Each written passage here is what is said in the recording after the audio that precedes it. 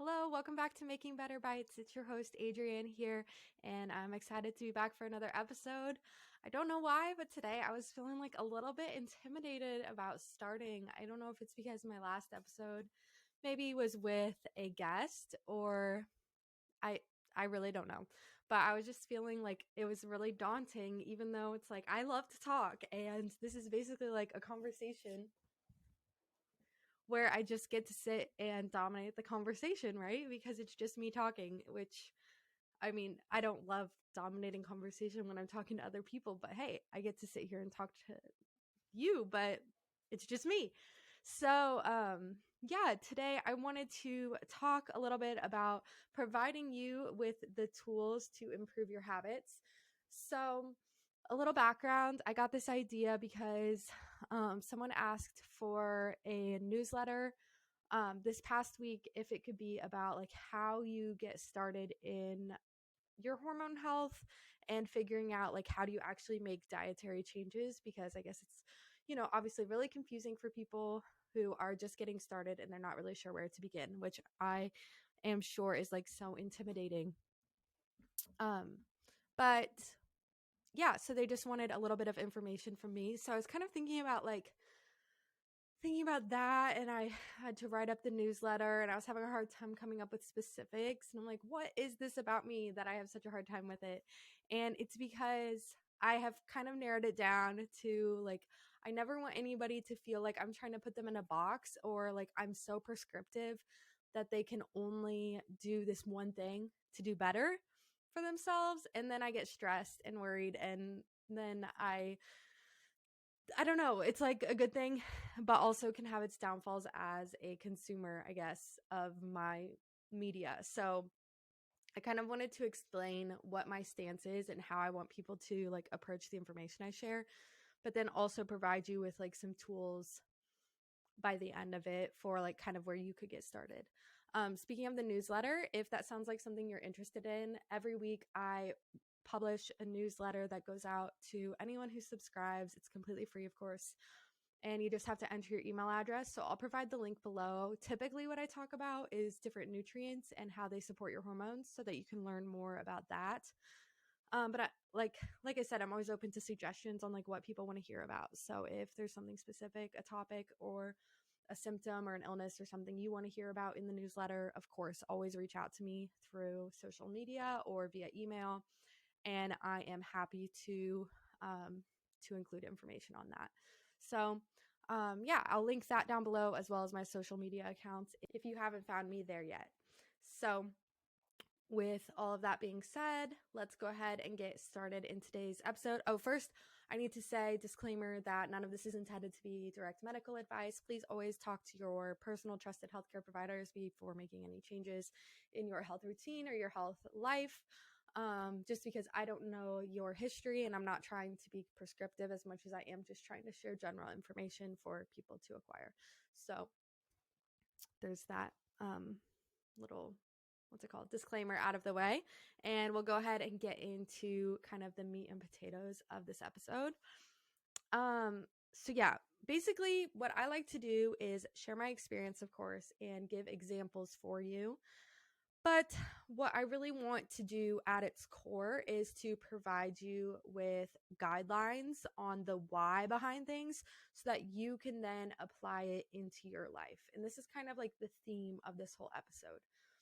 And so, first, for each episode, I always try to break it down to like my general talking points. And the first thing I want to cover today is kind of like the value in that and why I choose to approach things that way. So, I think one of the biggest reasons I believe that I choose to approach health and nutrition and sharing health information, especially when it comes to like a broad audience, which would be like listeners or anybody who consumes my social media, right?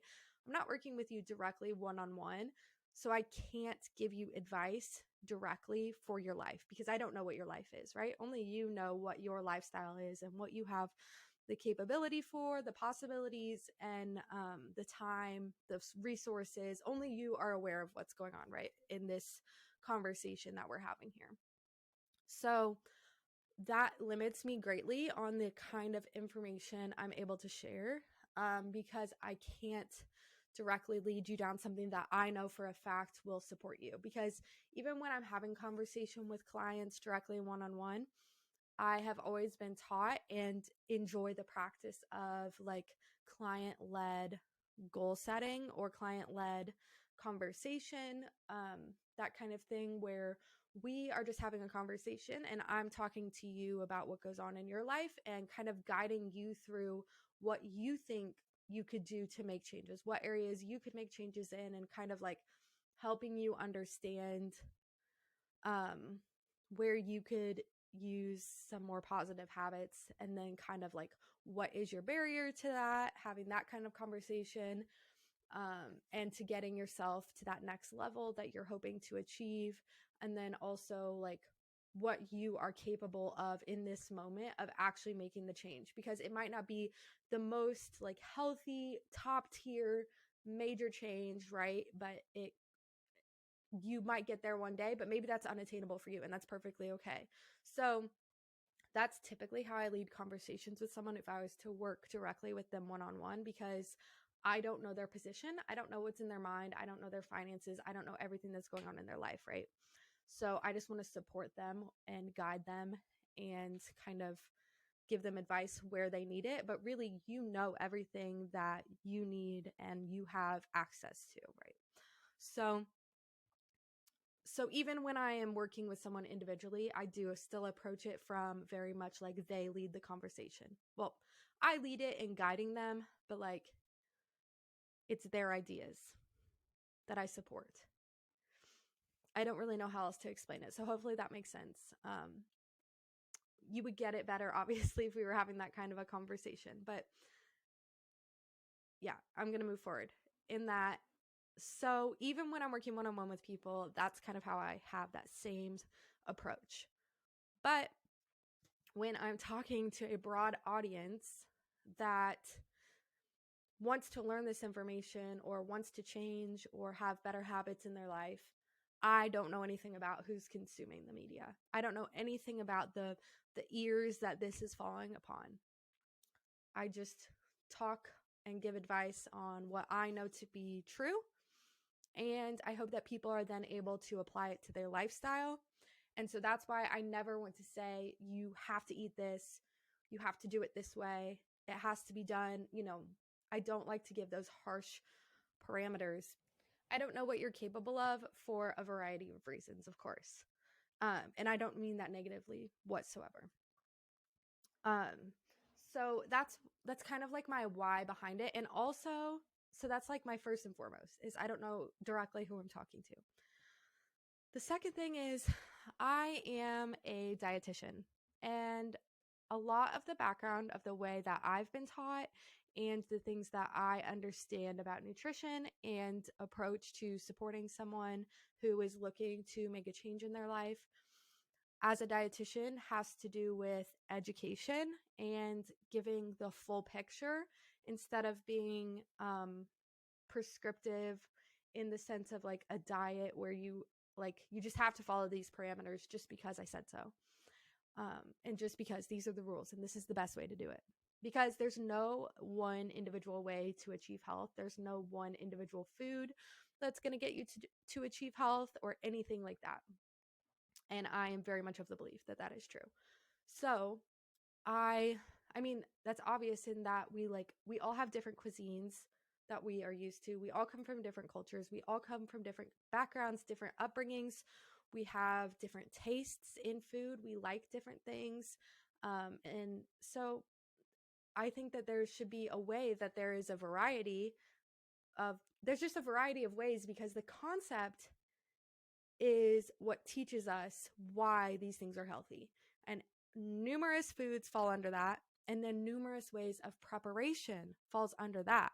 And so, yeah, I just don't want to pigeonhole anyone in that they have to do something the way I do it, because the way I do it might not fit long term for their life. And so they might do it for a few days, a few weeks, a few months, however long they can stick to it, but it's not natural for them because it's not a part of their routine and their lifestyle and their culture. So that's why I think that, or I know that that's why I do it, because I want people to be able to apply it to their life and to be useful for them for a lifetime, that they're actually being educated and learning rather than just being spoken to and given a list of rules. Because I know people are capable of understanding this information if someone just breaks it down for them and gives them the bits and pieces that they need to be able to use it in their life.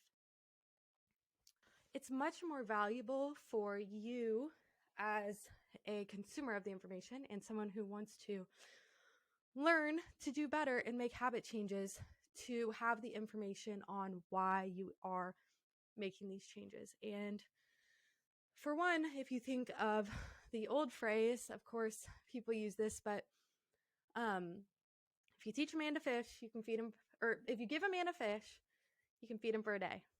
If you teach a man to fish, you can feed himself for a lifetime, right? So if I tell you, you need to eat an orange every single day with your lunch. Okay, sure, I can eat an orange every single day for my lunch, with my lunch.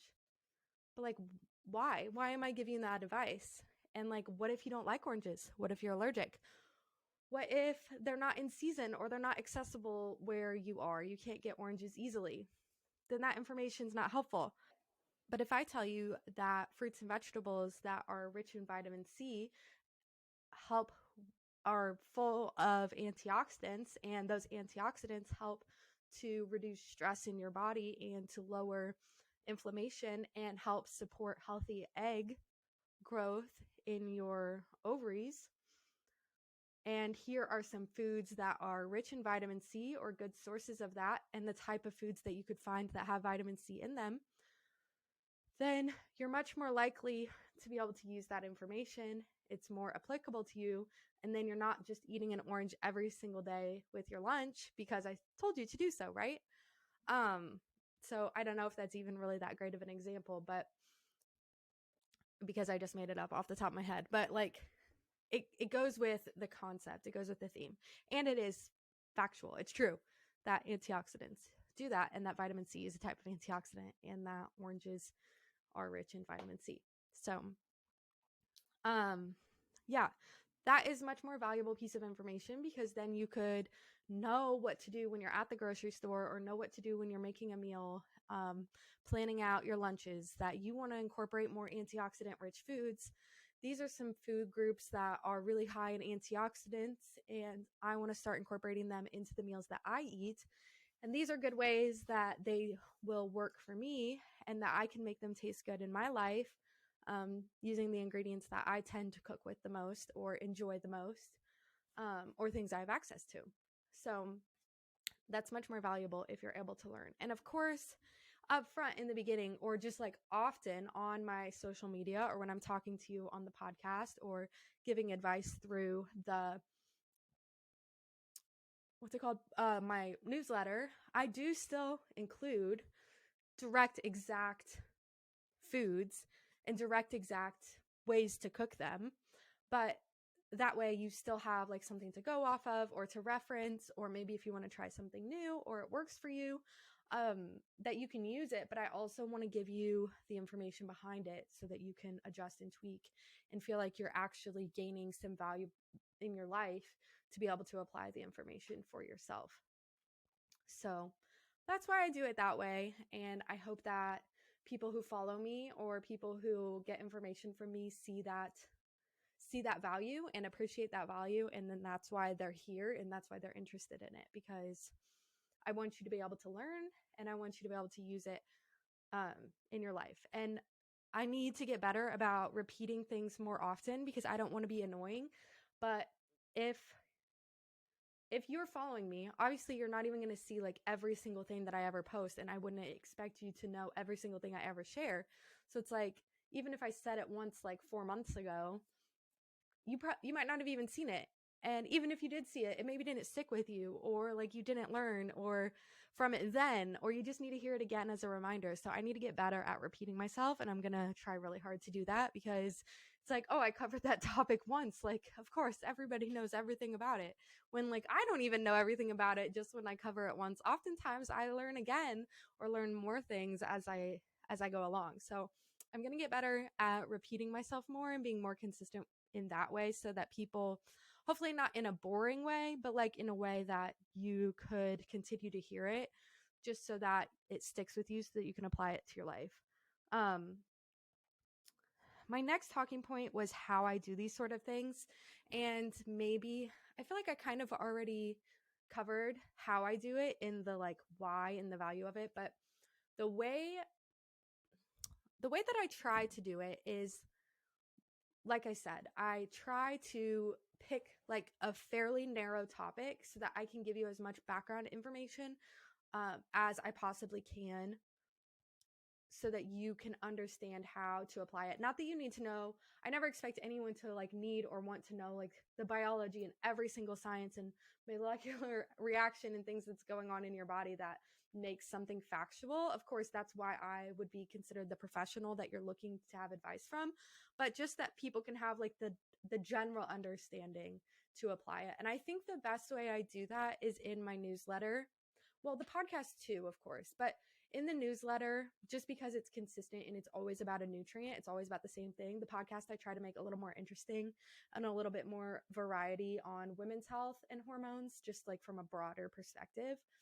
But with the newsletter, I typically will take one nutrient, whether it's a vitamin, a mineral, a phytonutrient,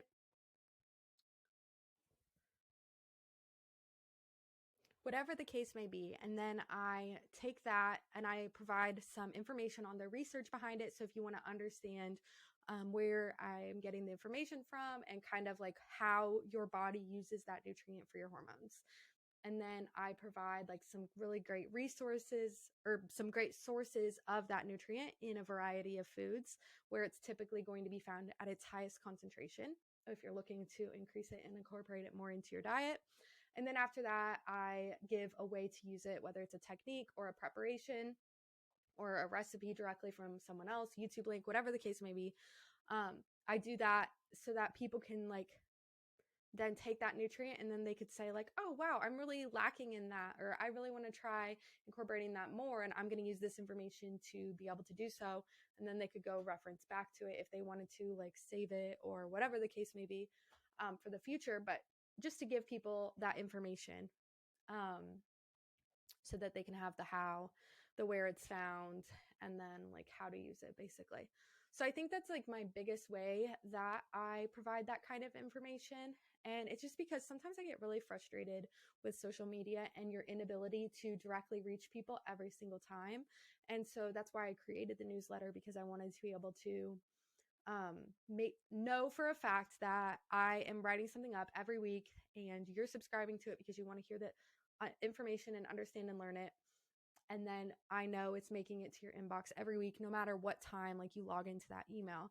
Whereas on social media, things disappear, like stories are only 24 hours, or like maybe you're not on someone's like top of their list, they get on for 10 minutes, they don't see anything that you post, or maybe they don't look at the feed, whatever the case may be. Like it's not consistent. And so I just wanted to have one other place where I could consistently reach people in like a text form, because I know podcasts aren't everybody's thing, but obviously if you're here, podcasts are your thing. So thank you for being here. I love making the podcast. I have a lot of fun talking and chatting, whether it's by myself or with other people.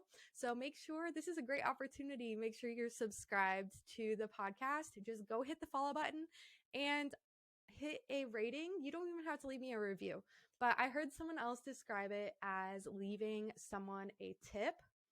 Is this like if you go to a restaurant or whatever, you're like tipping your waiter? And that's the same as leaving a rating for your favorite podcaster. So the great thing is like all of this is actually free for you, but if you leave me a rating, then it's a little tip to know that like I know you're enjoying what I'm doing. And I really, really, really appreciate it. So yeah, this was not intended to be a plug for that or for the newsletter for that matter. Like that's not on my notes at all. I don't put, but anyways, I always want to be genuine with you guys. And I genuinely mean like this is an example of how I make what I'm talking about happen. So those are just other resources for you that I've developed. And I also have another one that I haven't shared yet, and it's still a secret. So I want to be like all those other people who are like, oh, big things coming, but literally I'm working on something secretive that I'm really, really, really excited about. That is for all of my listeners to have another great resource to refer to. So stay tuned if you want to learn about that. Yeah. My podcast, actually, my recording today, again, I'm having troubles where it keeps cutting out. So I'm not sure how long I've been talking. So I'm sorry if this has been really short because I can't see what the timing is. But I'm going to go ahead into my last point because I don't really think I have anything else to say on like the other 2 points. And this last one is just, I wanted, like I said, to still give you guys like one tool or one thing you can take away from this episode and apply to your life. That would be something for the general population, even if you're not like interested in hormones, which if you're not, like, that's okay. But that's kind of what this whole thing is. But anyways, if you're not, totally fine. But it'd still be beneficial for you. So I actually have 2 that I talked about.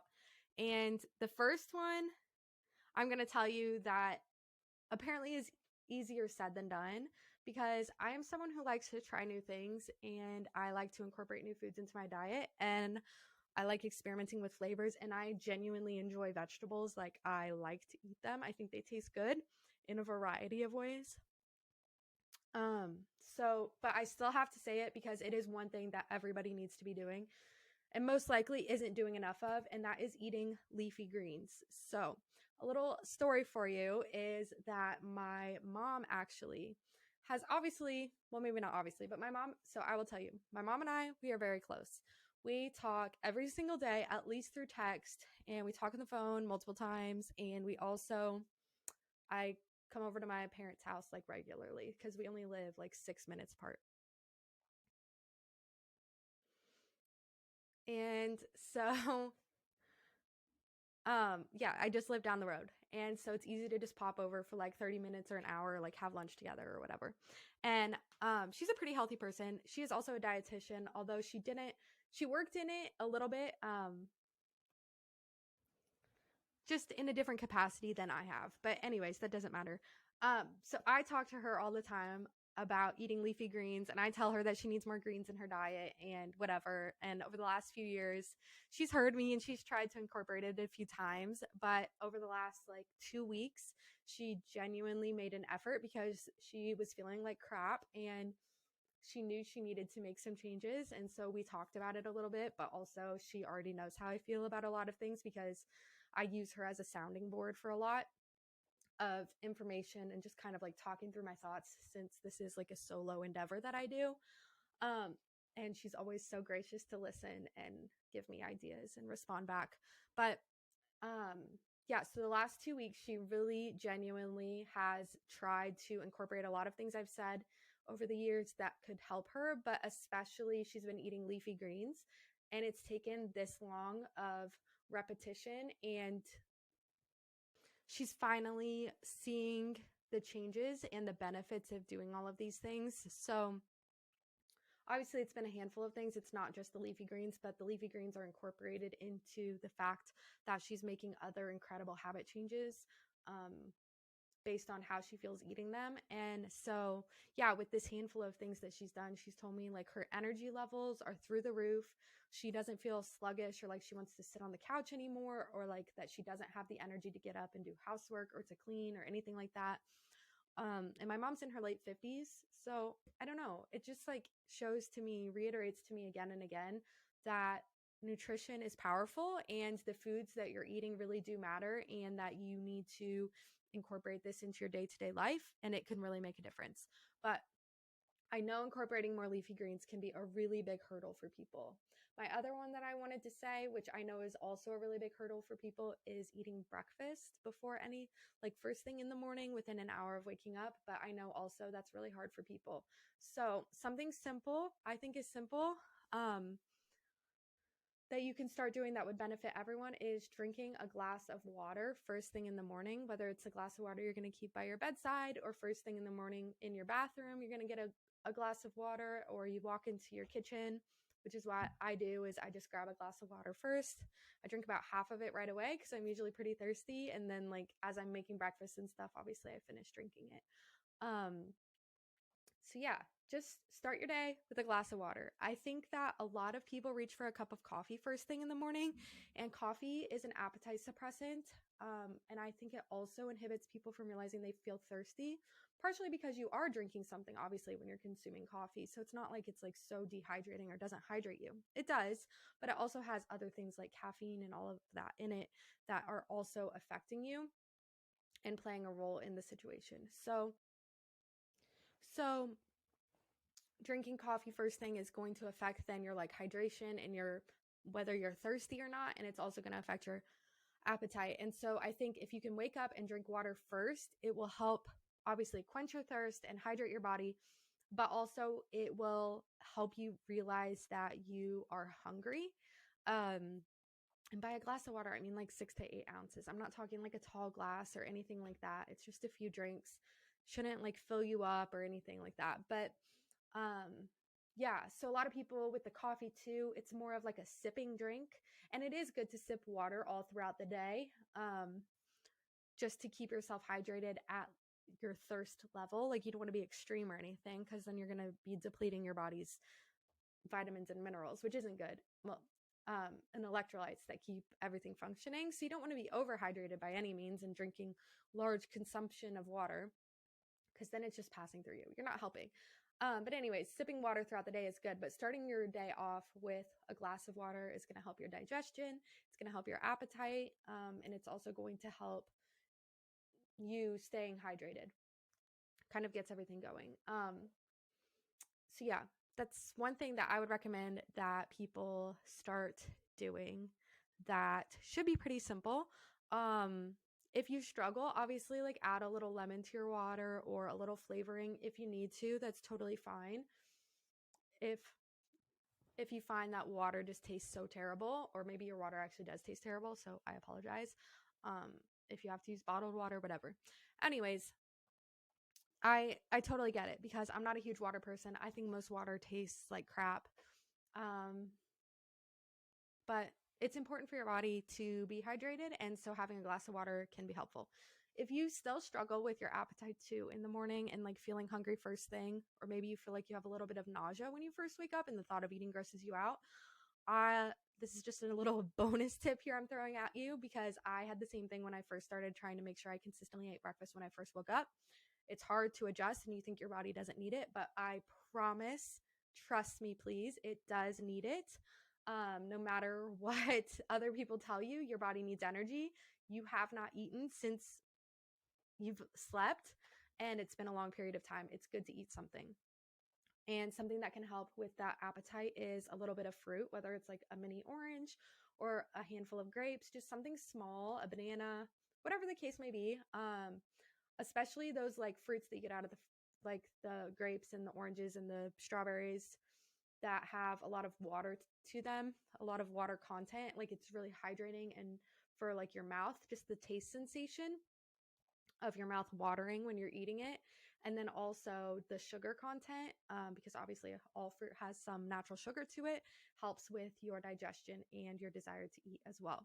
So that's just another little tip that helped me a lot in incorporating breakfast more regularly first thing when I woke up, rather than waiting like an hour or two to like feel hungry. At that point, you're just so hungry, or maybe you've missed your hunger cues and it's just not, it might not come back around, and then you don't feel well.